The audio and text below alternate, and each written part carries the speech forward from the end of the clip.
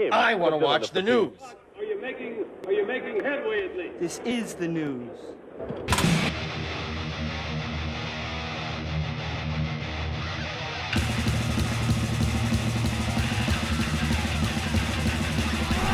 Schmack-a-magob! It is time for the only news that matters. And while some rockers of a certain era may despise the term hair metal, you won't find Ratt frontman Stephen Pearcy overly bothered by it.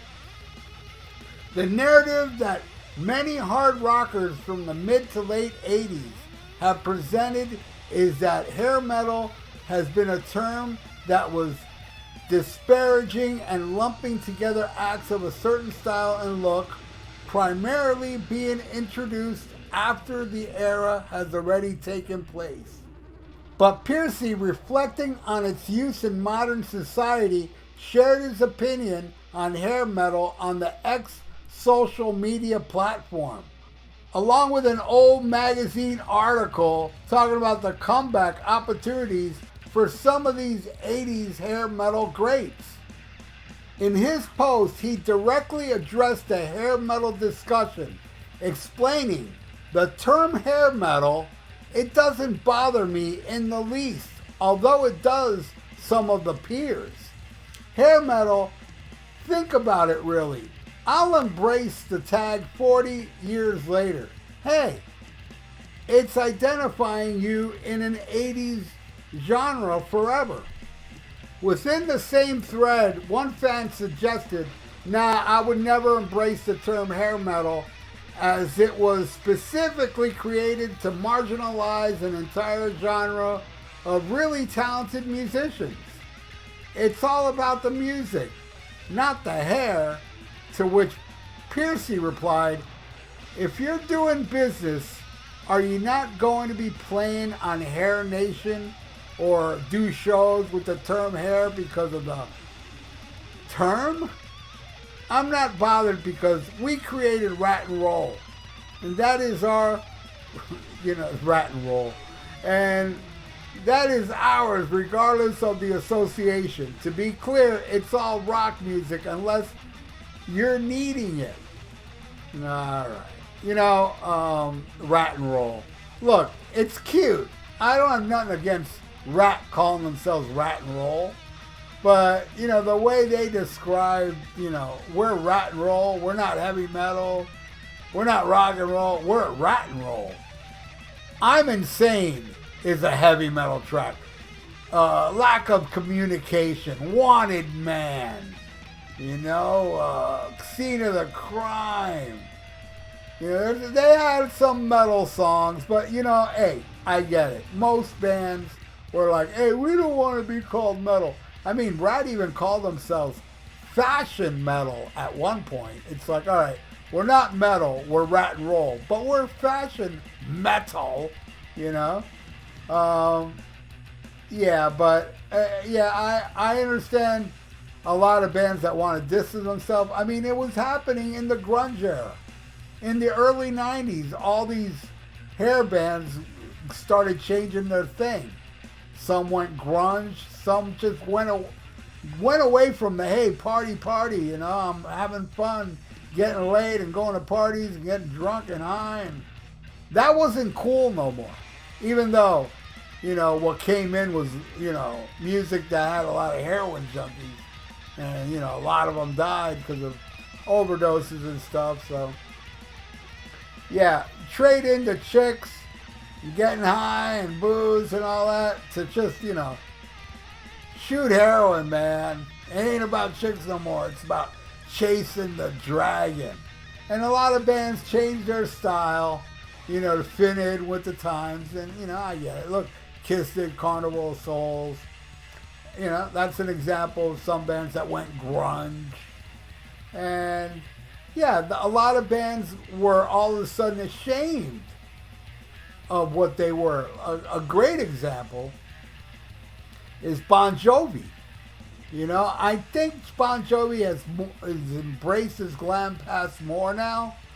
But there was a time, I remember this, that Bon Jovi released a book of the band Bon Jovi where he didn't want none of the old pictures in there of the glam era when they were glammy. I think he may have let one or two in, but most of the book was, you know, when they got away from the big poofy hair stuff, you know.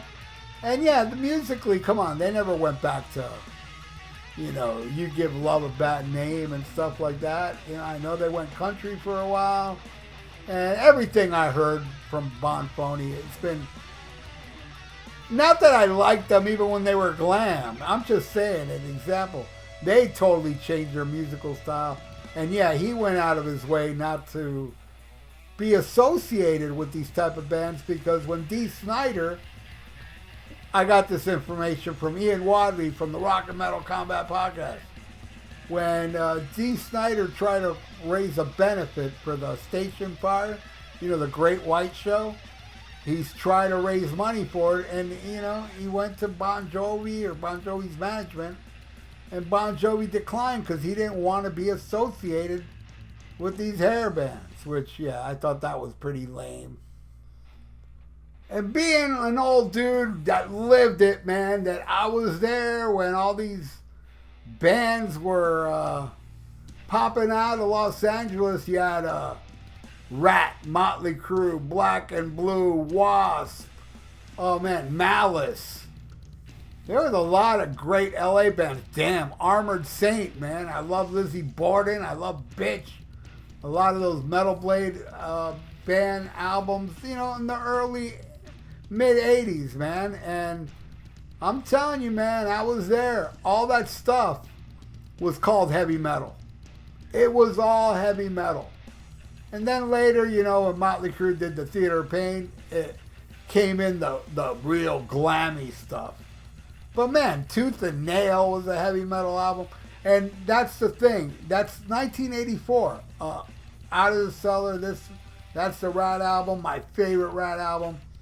Everything after 84 with all these bands, I'm telling you, all these bands, in my opinion, got a little watered down. They had some great songs on their later albums. I'm not saying that their later albums suck. Like Dawkins' later albums did not suck. I enjoyed Under Lock and Key and Back for the Attack. I enjoyed those albums, but to me, Tooth and Nail was the best. And the same thing goes for, you know, Out of the Cellar, I thought was the best. And Shout at the Devil, which was 83, but late 83. That was the best. Everything after got watered down, though I love the Crosby album. To me, there was something so special up to 1984. 1984 to me was the cutoff year. A lot of great stuff came out after 1984, but none of it, and this is just my opinion, none of it is as good as Don't Break the Oath from Merciful Fate. And that came out in 1984. And a lot of these albums I talked about before, I think these bands didn't make albums as strong as 1984. Motley Crue Crosby album is the exception. Though I will say one of the greatest riffs ever was recorded in 85 when Ratt recorded Lay It Down. I mean, that riff is godly. And there were some good songs on that album, but I found a lot of filler as well. And I can say that about every Ratt album except for Infestation that came out, I think it was 2010. That's an amazing album. I didn't think that album had any filler. It's like my favorite Ratt album since Out of the Cellar. And it's a shame because it doesn't have, you know, Robin Crosby, the king, you know, which, you know, Stephen Pearcy has said, and I'll say it too, you can't have Ratt without Robin Crosby. Even though Infestation is a great album and better albums that Robin Crosby was on, I still feel that Robin Crosby was pretty much the soul of Ratt and was very looked up upon by, you know, the band members. He was the king, man. So rest in peace, Robin Crosby. And everybody out there, what do you all think? Leave it in the comments below. I really don't give a fuck. And Stephen Pearcy doesn't either. Hey, all right, you know, I like going around calling ourselves Ratt and Roll and Faction Metal. But hey, you're throwing hairband at me? Fine, I'll take it. And that's a good attitude to have. Hey, man, you sang on Out of the Cellar. Fuck it, let them call you hair metal. You sang on Out of the Cellar. That album smokes. So yeah, what do you all think? Leave it in the comments below. And please subscribe to my channel if you haven't. And ring that little notification bell. Thank you so much for watching The Only News That Matters. Please subscribe to my channel if you haven't. Ring the little notification bell. Did I say that already? I think I did. But it was worth saying again. It really was. And like the video. It's good for the YouTube algorithms. So stay frosty. Listen to Black Sabbath and smack 'em a gob. Farewell and adieu to you fair Spanish ladies. Farewell and adieu, you ladies of Spain.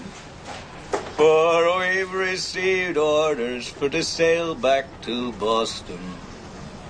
And so never more shall we see you again.